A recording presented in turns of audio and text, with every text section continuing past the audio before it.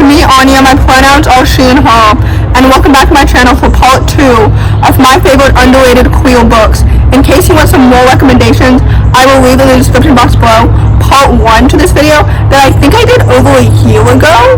But anyway, with that said, the first book on this list is called I Hope You're Listening.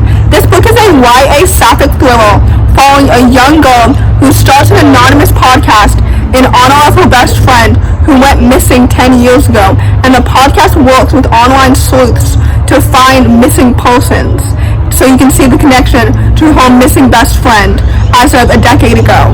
But when history starts to repeat itself, she starts to wonder if her podcast should become public.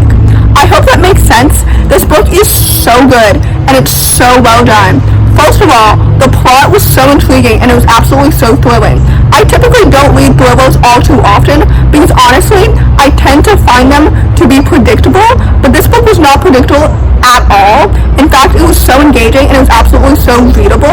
The characters were so well developed and so distinct. The sapphic romance was so lovely and it was so good and it was so well incorporated into the story. Sometimes I find romances to be really unnecessary, but this book, the romance really helped drive the story forward, if that makes sense, and it really made sense because the two characters had real chemistry and real connection, so we love to see it.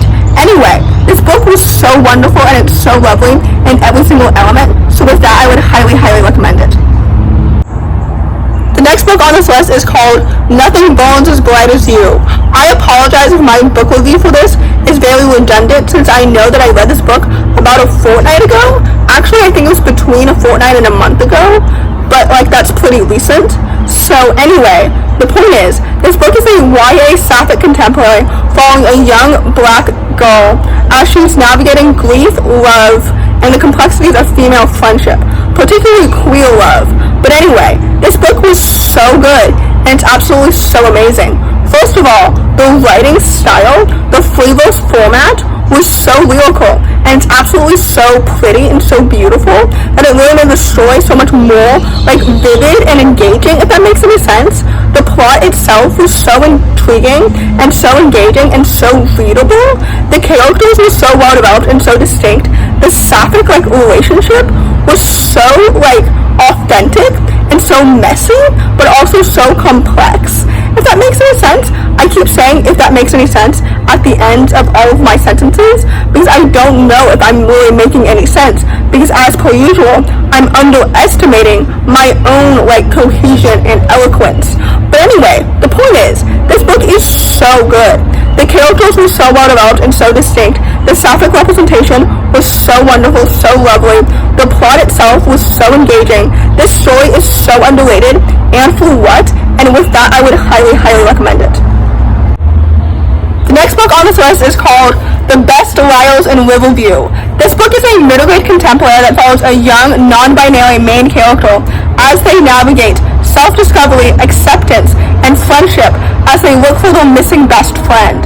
This book was absolutely so awesome, and it's so engaging, and it's so captivating. And honestly, even though I read this book about a month ago, and obviously I've read many books in between that, I can't stop thinking about this book because it's so good, and it was so engaging. First of all, the transgender representation was so lovely, and it was so wonderful, and it felt so authentic.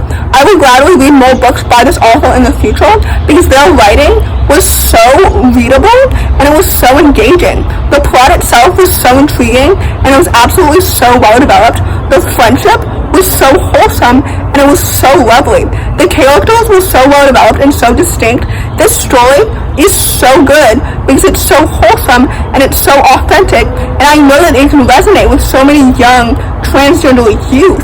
You know what I mean? The story is so good because it's so awesome and it's so readable and it's absolutely so engaging. So anyway, with all that said, I would definitely highly recommend this book. The next book on this list is called Every Variable of Us. This book is a YA sapphic contemporary that follows a young black bisexual girl who's looking for a way out of the hood, and her route out includes a Hindu lesbian and STEM, which if you didn't know stands for science, technology, engineering, and math, which is out of her comfort zone because she's a former basketball athlete. So anyway, this book is so fantastic, and it's so well done in every single element.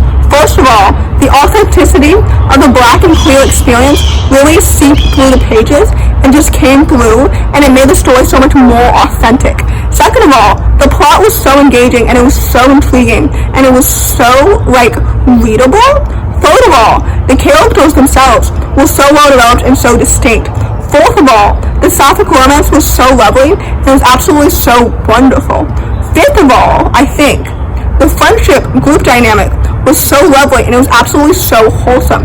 I rated this book 5 stars this year because there's nothing that I would change about it, and I loved every single thing about it, and it made me tear up, I think, at least twice. But anyway, this book is so amazing, and it's so well done, and it's absolutely so underrated, and I would gladly read more books from the author in the future, so with that, I would highly, highly recommend it. The last book on this list, and certainly not the least, is called Before We Disappear. This book is a YA historical fantasy, and it's a Kilian, which is the umbrella term for men-loving men, which includes non-binary people. But anyway, it follows 2 assistants of rivaling magicians in 1909, and it's advertised as The Prestige meets What If It's Us, and it was absolutely so good. First of all, the magic fantastical system was so cool, and it was so inventive, and it was absolutely so immersive. If you didn't know, historical fantasy is my favorite subgenre of fantasy and historical fiction, so reading this book was such a fun, engaging ride. The plot was so engaging, and it was absolutely so intriguing, and it was so thrilling. The characters were so well developed and so distinct. The Achillean romance was so well developed, and it was absolutely so lovely, and it suddenly added a sense of fluff to the story, and we love to see it. But also a side of angst as well, given the characters backgrounds. You know what I mean? I don't know. I can't spoil the book for you, obviously, because all of my book reviews from my recent reads videos are spoiler free. But anyway, the point is, this book was so awesome, and it was so good, and I really, really enjoyed reading it. And it was so well done and well developed in every single element. So with that, I would highly, highly recommend it. So, in conclusion, like I mentioned at the beginning of this video is a part 2 to my favorite underrated queer books, so I will leave in the description box below part 1 in case you want some more recommendations. But anyway, if you enjoyed this video, which I really, really hope that you did, please don't hesitate to give it a big thumbs up, comment down below the kiwi emoji if you made it all the way to the end of the video, subscribe to my channel if you're new, and I'll see you in my next video. Bye!